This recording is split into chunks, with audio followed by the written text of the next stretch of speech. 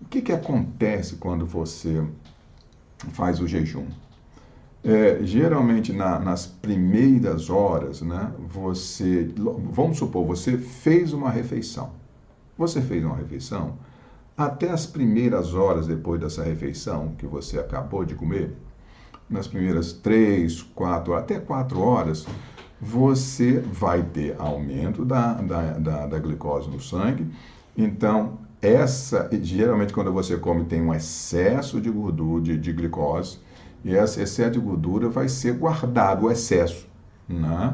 Vai ser guardado de duas maneiras, tá? Quando tem excesso.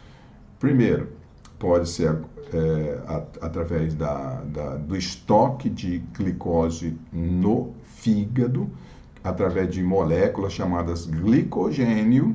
Então, esse excesso de glucose vai para o fígado e fica depositado ali para ser guardado para uma utilização no momento que for necessário, que você tiver com ausência de comida, alguma coisa, essa glicose na forma de glicogênio pode ser utilizada. A outra maneira de guardar, aí pronto, esse limite, esse estoque de glicogênio tem limite, quer dizer, não pode armazenar muito glicogênio no fígado, não. Chega um momento em que esse armazenamento de glicose termina no fígado. Aí o excesso da glicose vai ser armazenado em forma de gordura lá no tecido adiposo para ser utilizado mais no futuro, no momento que você estiver sem comida, essas coisas todas. Então, por isso que há esse estoque logo depois da alimentação. Então, logo no período depois que você se alimentou, há uma tendência de estocar gordura, né? Muito bem. À medida que o tempo vai passando, né, as horas vão passando, depois da quarta hora, né, aí você tem maiores sensibilidades, né, de modificações, que nesse período a própria insulina do seu corpo começa a cair, né? Então aquele mecanismo de estoque de gordura começa a diminuir, né? Estoque de glicogênio começa a diminuir.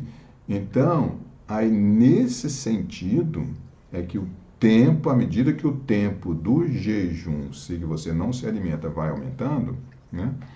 Aí, com o passar de mais algumas horas, aí ocorre um mecanismo que é de utilização da chamada gliconeogênese. Que nome complicado, meu Deus. O que significa isso? Isso é o seguinte, porque aí no jejum, com o passar do jejum, primeiro é utilizado aquela glicose lá do glicogênio, que foi guardado no fígado. Aí acabou aquele estoque, aí começa a formação de novo de glicose para ser utilizada no jejum, porque você não está comendo, aí começa a formar glicose de uma outra maneira, a partir de proteínas, que as proteínas podem ser degradadas e elas pode formar glicose de proteína. Então, algumas proteínas podem ser utilizadas para formação de energia.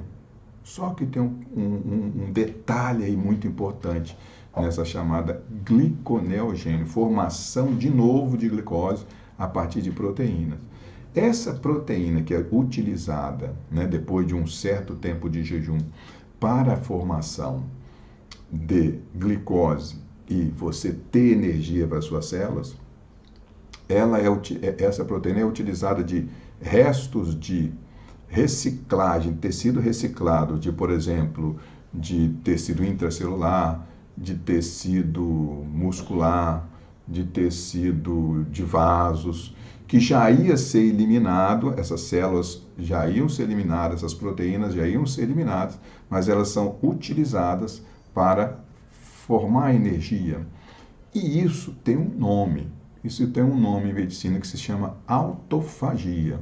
Ou seja, essa ocorre como se fosse uma limpeza do organismo, retirando células, né, que contém proteínas dentro delas, para ser utilizada como energia, e isso faz com que haja uma renovação celular.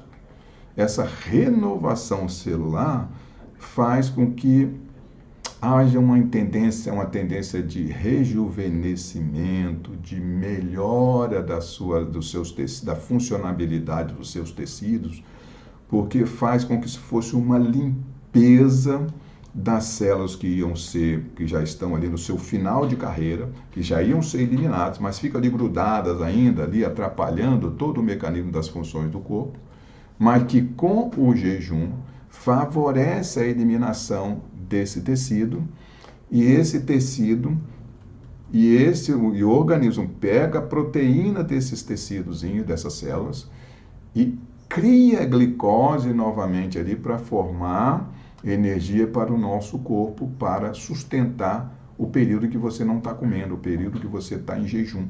Então, isso aí reabastece energeticamente o seu corpo, ao mesmo tempo que renova todas as células do seu corpo, e isso que está ligado a um processo de rejuvenescimento, tá? Das suas células, do seu corpo de uma maneira geral. Então, por isso que esse mecanismo é chamado de autofagia, como se estivesse comendo aquelas células que já teriam que ser eliminadas para serem reutilizadas ali como combustível. E isso só é feito quando você fica um período mais prolongado de jejum. Então, por isso que por isso que tem essa vantagem. E outra coisa, a pessoa que tem excesso de peso, que tem obesidade, ela naturalmente tem excesso de proteínas. Excesso de proteína que tem que ser eliminado. Geralmente, o obeso tem de 20 até 50% de excesso de proteína lá dentro do seu organismo, que está atrapalhando o organismo, tá?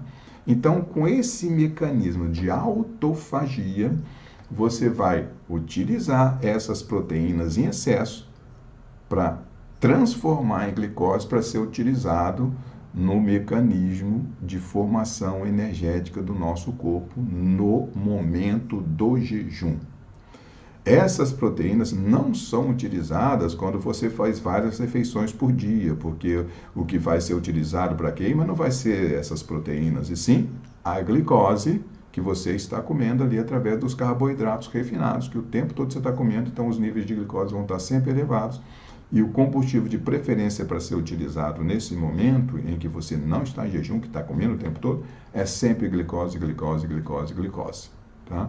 Então, é somente quando você está num período de jejum um pouco mais prolongado, que eu vou falar quanto tempo você vai fazer, é que você vai utilizar essas proteínas como meio, como fonte energética que vai se transformar em glicose para você sobreviver numa situação de formação energética, tá? Porque é sempre assim, no período de jejum, geralmente vai haver um estoque de energia nas pessoas que estão com o mecanismo, que estão com o metabolismo desequilibrado.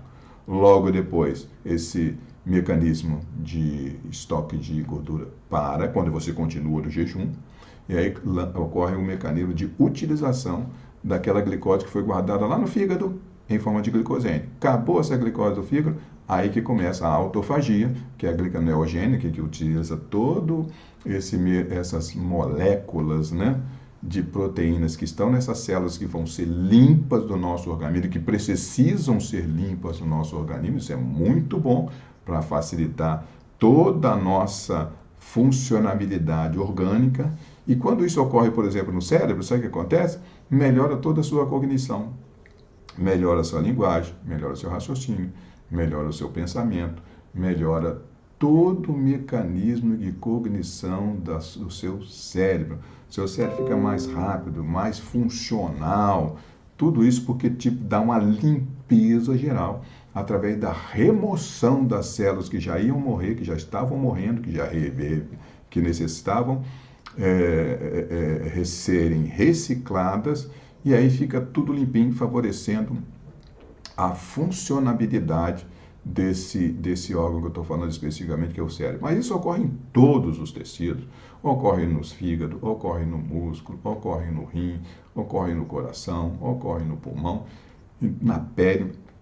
Então, tudo se renova quando você faz esse jejum. Então, Do ponto de vista do emagrecimento é bom porque você vai ativar, daqui a pouco eu vou falar, a queima de gordura. E do ponto de vista da saúde, também, porque você vai melhorar a sua saúde de um aspecto geral.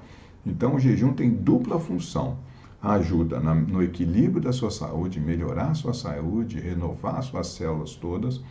E mais à frente um pouquinho vocês vão ver que vai começar a haver a queima de gordura, que é justamente nessa fase, depois que ocorre já a utilização, né, dessas proteínas no mecanismo de chamado autofagia, é que ocorre a liberação de moléculas de triglicerídeos lá do tecido gorduroso para serem utilizadas como combustível. Por quê? Não está entrando o carboidrato refinado pela sua boca. Então, como não está entrando o carboidrato refinado, como não está entrando a glicose que você está comendo, das refeições que você não está fazendo nesse momento, aí o organismo tem que utilizar combustíveis para a nutrição de todas as células, para você sobreviver. E é nesse ponto, depois de mais algumas horas, é que vai ser utilizado o tecido gorduroso para queima. Poxa, aí que fica legal, cara. Então, a partir de determinados momentos, de horas, várias horas que você ficou em jejum, é que começa a haver deslocamento de tecido gorduroso que vai para a corrente sanguínea em forma de triglicerídeo. E esses triglicerídeos vão para o fígado, que se transformam em corpos cetônicos, e esses corpos cetônicos podem ser utilizados plenamente por todo o organismo para ser utilizado como queima. Algumas células do nosso organismo utilizam o triglicerídeo direto, que é o tecido, que é a parte de gordura, para a formação de energia. Outros não, precisa haver a degradação desse triglicerídeo lá no fígado para transformar em cetonas e a partir daí ser utilizada como combustível.